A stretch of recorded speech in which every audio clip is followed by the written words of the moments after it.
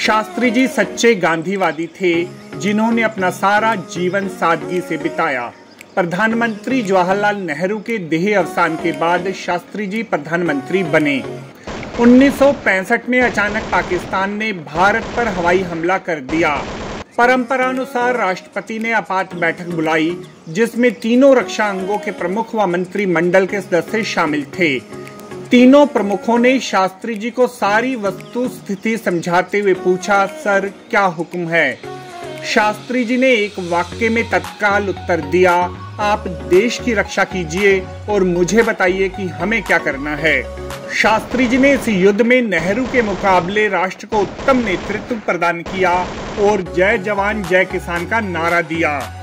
इससे भारत की जनता का मनोबल बढ़ा और सारा देश एकजुट हो गया।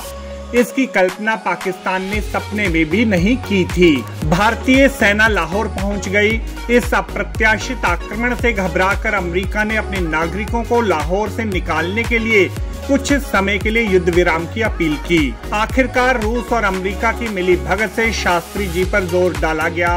उन्हें एक सोची समझी साजिश के तहत रूस बुलवाया गया, जिसे उन्होंने स्वीकार कर लिया। हमेशा उनके साथ जाने वाली उनकी पत्नी ललिता शास्त्री को बहला फुसलाकर इस बात के लिए मनाया गया कि वह शास्त्री जी के साथ ताशकंद ना जाएं, और वह मान भी गईं। अपनी इस भूल का श्रीमती ललिता शास्त्री को मृत्यु पर्यंत पछतावा रहा। जब समझौता वार्ता चली तो शास्त्री जी की एक ही जिद थी कि उन्हें बाकी सब शर्तें मंजूर हैं, परंतु जीती हुई जमीन पाकिस्तान को लौटाना हरगिज मंजूर नहीं।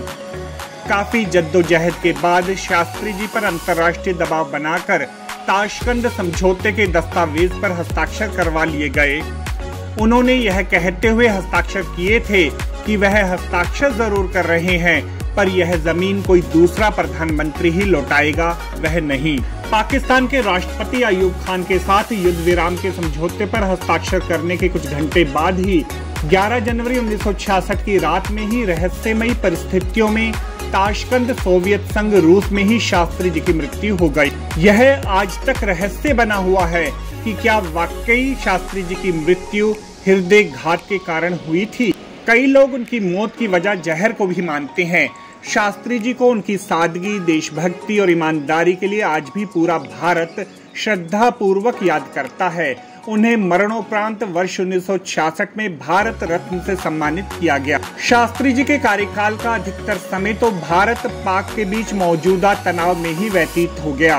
पाकिस्तान ने धोखा देते हुए वर्ष 1965 के प्रारंभ में कच्छ के क्षेत्र पर दावा जताते हुए सेना भारतीय क्षेत्र में भेज दी। पाकिस्तान से युद्ध के चलते देश में खाद्यान्न की कमी हो गई। अमेरिका ने भारत को खाद्यान्न की आपूर्ति रोक दी। शास्त्री जी ने देश को संदेश दिया कि देश गरीबी में जीवन यापन कर सकता है, किंतु हम अपनी एकता और अखंडता पर कुठाराघात सहन नहीं कर सकते। भोजन की कमी से लड़ने के लिए शास्त्री जी ने देशवासियों को सप्ताह में एक दिन उपवास करने की अपील की। शास्त्री जी ने पूर्व के राजे, रजवाड़ों व नवाबों से आग्रह किया कि वह देश की आर्थिक मदद करें, तो हैदराबाद के निजाम मीर उस्मान अली खान ने 5 टन सोना नेशनल डिफेंस फंड में जमा किया। शास्त्री जी का नारा जय जवान जय किसान आज भी प्रासंगिक है। 10 जनपद स्थित घर ही शास्त्री जी का प्रधानमंत्री का आधिकारिक आवास रहा। शास्त्री जी की पार्थिव देह जब 10 जनपद में रखी गई तो कांग्रेस के एक गुट ने उनका अंतिम संस्कार उनके गृह नगर 3 नदियों की संगम स्थली प्रयागराज में करने की मांग की। ललिता शास्त्री ने उनका अंतिम संस्कार दिल्ली में न करने व उनकी समाधि का नामकरण विजय घाट करने व उस पर उनके द्वारा दिया गया नारा जय जवान जय किसान न लिखने पर आमरण अनशन की धमकी दी। तभी शास्त्री जी का संस्कार दिल्ली में ही संभव हुआ। शास्त्री जी की अंत्येष्टि पूरे राजकीय सम्मान के साथ शांतिवन के समीप विजय घाट पर की गई। शास्त्री जी की मृत्यु को लेकर तरह तरह के कयास लगाए जाते रहे। पहली इंक्वायरी राजनारायण ने करवाई थी, जो बिना किसी नतीजे के समाप्त हो गई।